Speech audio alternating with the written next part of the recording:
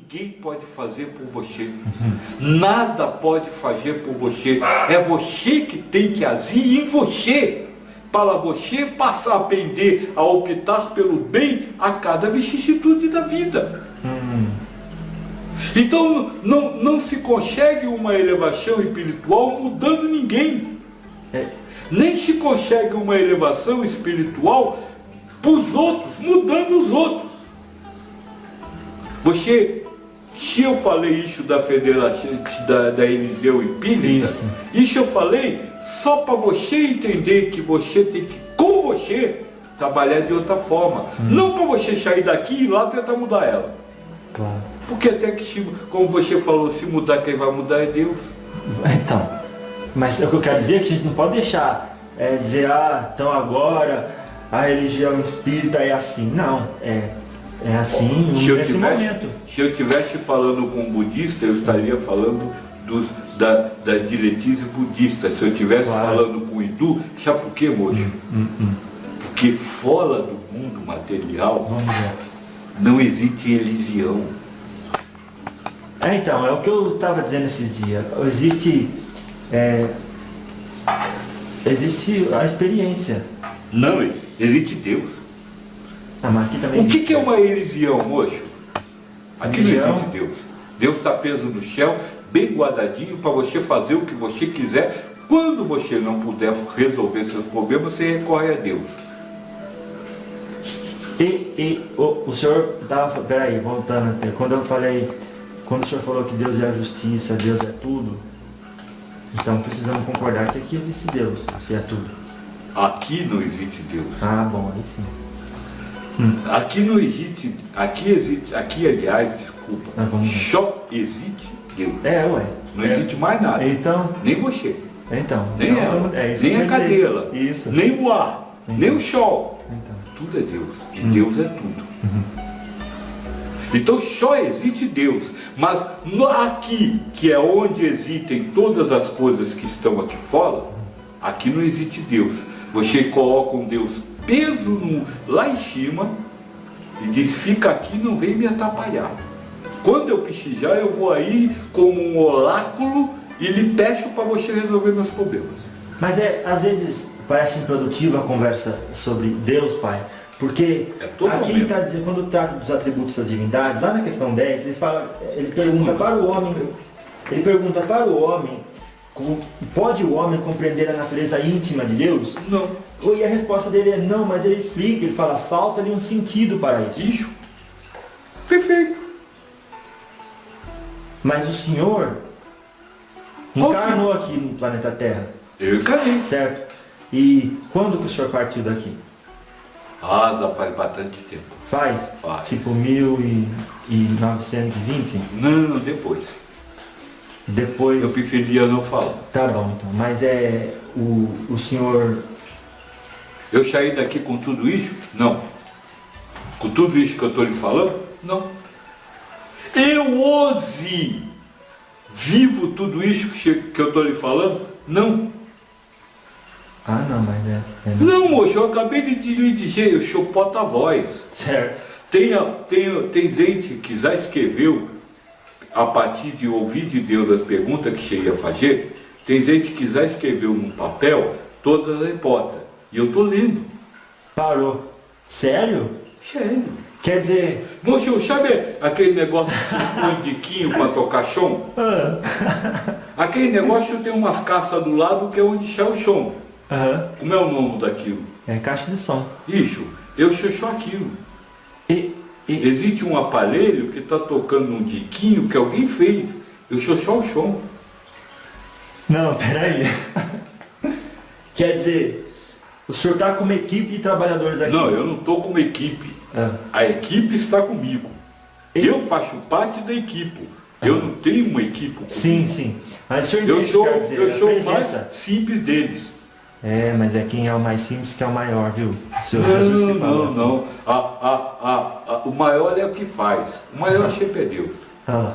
Não, mas entre nós, assim, é aquele que serve que é o maior, né, Pai? Olha, mas eu achei interessante isso que o senhor falou. Então, nessa equipe de pessoas que estão juntas, podemos dizer que tem uma equipe aqui, é isso? Aqui sim, aqui porque Então, não vamos existe conversar outro, no meu nível. não existe outro lugar para se estar, tudo é Então aqui. tá, Né? vamos lá, vamos conversar aqui na minha linguagem, se a gente pode entender, caramba. Né? Então tá. O senhor disse que existe uma equipe e as perguntas já estão escritas. Deus é causa primária de todas as coisas. Mas Você a acha gente que não. você está guiando a pergunta? Então você é a causa primária da minha pergunta, então você é Deus. Eu digo, estou usando do meu livre-arbítrio para ceder ou Mas que resistir a uma livre-arbítrio? pergunta. Acabou de mostrar, só existe 2 livre-arbítrios, moço. O livre-arbítrio de escolher antes da encarnação É o que mesmo. vai acontecer. E depois da encarnação, como vai viver o que você escolheu. Não, mas então, peraí. Você só pode fazer uma coisa agora. Descer a boca a fazer a pergunta e você escolher estar sempre com Deus enquanto a boca está perguntando. Entendi. Porque a pergunta que a boca vai fazer é a pergunta que você, antes da encarnação, escolheu para fazer. É uma coisa de se pensar, hein? Se não, isso aí está errado. Não foi isso que nós leu? Mas, sim, mas pode ser... Já ouviu falar que tem gente que se desvia do caminho? Já ouvi você dizerem isso. Já ouvi você dizerem isso. Mas quando fala da escolha da prova, o próprio Kardec diz assim, o Espírito nos guia a fazer o que nós temos que fazer, e o homem, imaginando que ele está fazendo sozinho, conserva o seu livre-arbítrio. Conserva então a ideia de estar fazendo, a ideia de ter livre-arbítrio de fazer. Conserva a ideia de ter livre-arbítrio de fazer, mas não tem. Ou isso não existe uma causa primária, moço. Ou então aí teria que estar assim, Deus é causa primária de algumas coisas, mas não é de outras. Tem uma palavrinha que nós bate sempre. Vamos ver. Fala, pai. Tudo. Vocês não têm condição de entender essa palavra. Ixi. Tudo é todas as coisas que existem. Não só o que você quer colocar dentro. Então. Se ele é causa primária de todas as coisas, ele é causa primária de tudo. Todas as coisas. Não aquilo que você acha que ele faz e o que você acha que você faz, sim, não é causado por ele. Então vamos dizer assim, ele causa você fazer e causa em você a ideia de ter escolhido fazer agora.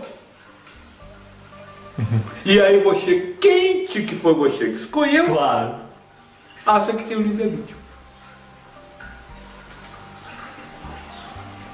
Agora, moço, sim, sobre livre-arbítrio. Vamos lá, fala.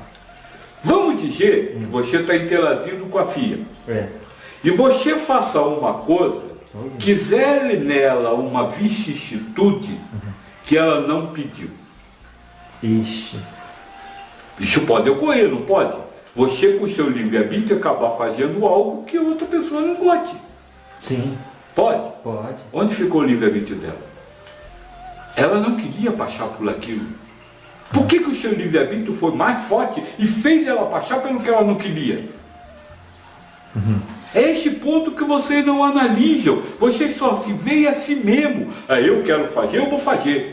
Mas você não entende que quando você faz, vai sempre para alguém. E esse alguém também tem um livre-arbítrio. É um presente. De querer ou não querer. Um presente se aceita ou não. Um presente. Não, de querer ou não querer receber de você. Esse presente. Se você impõe, você acabou com algo que Deus deu a ela. Porque o livre-arbítrio é um dom de Deus. Deus deu a ela a liberdade de escolher o que ela quer. Isso chama-se livre-arbítrio. Livre opção, habitar livremente. E ela não pode exercer isso porque você quis fazer.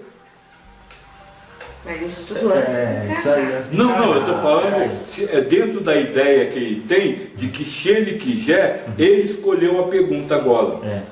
É isso que eu estou falando. Uma pergunta dessa pode ferir a suscetibilidade dela. Se ela permitir.